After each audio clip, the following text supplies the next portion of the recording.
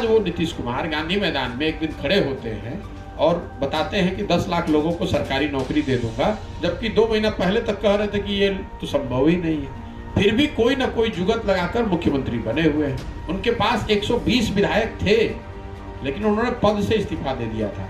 आज वही नीतीश कुमार चुनाव हार गए हैं 2020 में।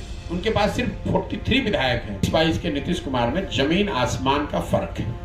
आपके ही एक मित्र बता रहे थे कि पहले 5 साल के जो नीतीश कुमार थे उन्होंने काम किया था, लोगों को लगा था कि ये आदमी कुछ बिहार में सुधार करेगा, और वही वजह है कि इसी बिहार की जनता ने, मान लीजिए कि मेरी बात छोड़ दीजिए, इसी बिहार की जनता ने उसी नीतीश कुमार को 200 से ज्यादा सीट एनडीए को जिताया था 2009-10 में, आपको याद होगा।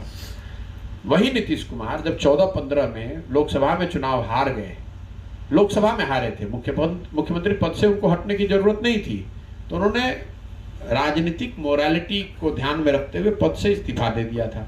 उनके पास 120 विधायक थे, लेकिन उन्होंने पद से इस्तीफा दे दिया था। आज वही नीतीश कुमार चुनाव हार गए हैं 2020 में। उनके पास सिर्फ 43 विधायक हैं, फिर भी कोई ना कोई जुगत लगाकर मुख्यमंत्री बने हुए हैं। ये वो नीतीश कुमार हैं जो 2014 में 7 निश्चय जब मैं बनवा रहा था उनके साथ मिलकर, तो 15 दिन तक अफसरों के साथ, सिस्टम के साथ बैठकर ये तय किया गया था कि एक एक जो वादे किए जा रहे हैं 7 निश्चय में, उसका बजट और उसका संसाधन कहां से आएगा। आज वो नीतीश कुमार गांधी मैदान में एक दिन खड़े होते हैं और बताते हैं कि 10 लाख लोगों को सरकारी नौकरी दे दूंगा, जबकि 2 महीना पहले तक कह रहे थे कि ये तो संभव ही नहीं है। तो नीतीश कुमार, उन्होंने 7 निश्चय, आपने कहा प्रचार किया, तो प्रचार किया, उसके साथ साथ ये भी कहा कि 7 निश्चय को लागू किया जाए।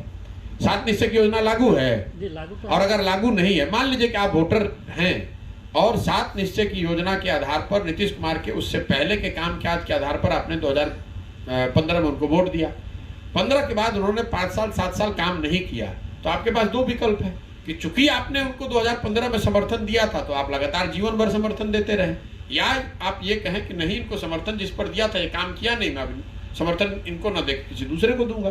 तो वही बात मेरे पर भी लागू होती है। भाई, किसी के साथ आपने काम किया या किसी की मदद की, इसका मतलब ये तो नहीं कि वो आदमी सही करे या गलत, जिंदगी भर उसी के साथ रहिएगा। अगर मैं आज नीतीश कुमार जी के साथ जाकर काम करना चाहूं तो मुझे कौन रोक रहा है? वो तो रोज बुला रहे हैं। आपको मालूम है, आप तो मीडिया के आदमी हैं, पदयात्रा शुरू होने से पहले भी उन्होंने बुलाया, उससे पहले दिल्ली आकर मेरे से मिले तब भी बुलाया। मेरा बिहार की राजनीति में हस्तक्षेप करना, बिहार की राजनीति में आना, ऐसी मेरी कोई मंशा ही नहीं रही है।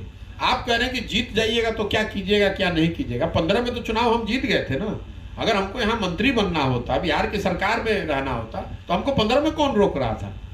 हम ही बना रहे थे, हमारे ही सहयोग से बना था।